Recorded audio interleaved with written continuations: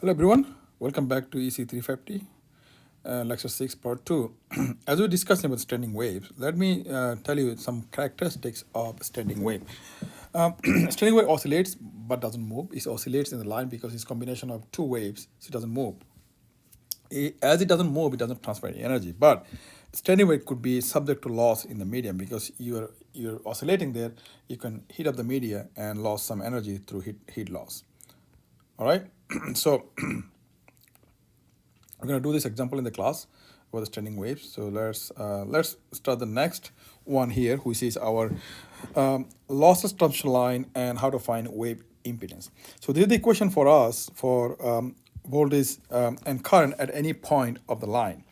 So now for the lossless transmission line, we know that alpha is 0. There is no attenuation, so your gamma becomes j beta. If we put gamma equal to j beta here, your equation becomes in terms of j beta. Also, we know the relation between voltage and current, incident and reflected, with respect to reflection coefficient. If we can incorporate that in the equation, that equation becomes these two equations for the voltage and current, right? So you can see that there are a reflection coefficient inside the equation now, all right? So now if this is z could be any distance in the line, right? So now if I replace the z with d over here, negative d. Why negative d? Because we're going this way, right? So if I replace that with negative d, that equations of vd over id, if we minimize that, that becomes right here, all right? So now this over here, this is called reflection coefficient at any distance d from the load. So if I try to find the reflection coefficient right here, big gamma, that is that. So that has, and what is the difference between this one and just this? This is at the load end. So this reflection coefficient big gamma is at the load end, which is when d equal to 0, and this one over here is at the distance d from the load. So there's a difference between these two, right? So gamma d, big gamma d, reflection coefficient at distance d, it also includes the reflection coefficient big gamma, right? So this one includes this one and also some angle. So if I put it back together with some math over here, that will come down to this one here. So what it is, you see that reflection coefficient magnitude does not change, doesn't matter where are you looking at the line. Magnitude doesn't matter, doesn't change. Only things happening, your reflection angle is changing. Is rotating the angle, shifting the angle by 2 beta d. So d is the distance from the load, 2 beta. Beta is the phase constant, and you also know that beta is 2 pi over lambda, right? So lambda also distance, so distance with distance will cancel, then we'll get the angle, right?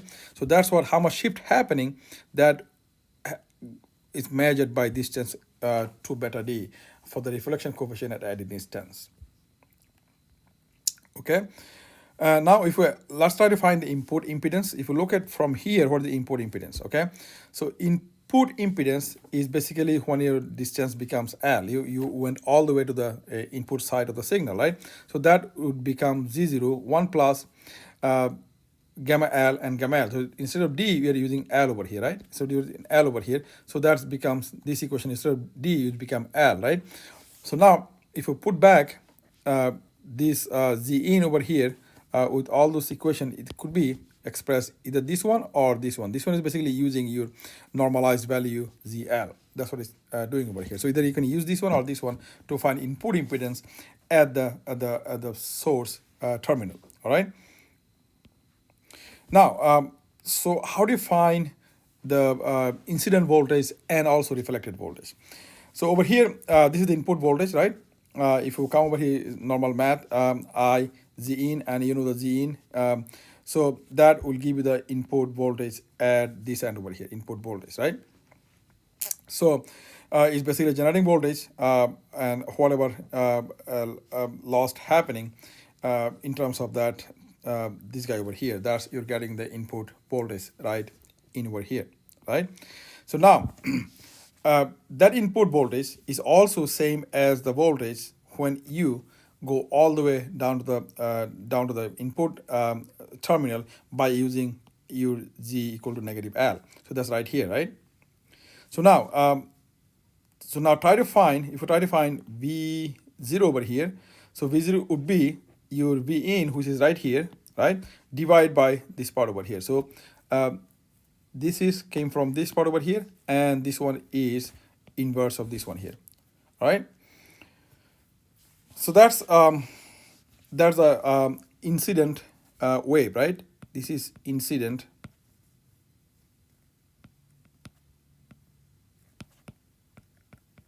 What is the reflected wave? How do you find this one?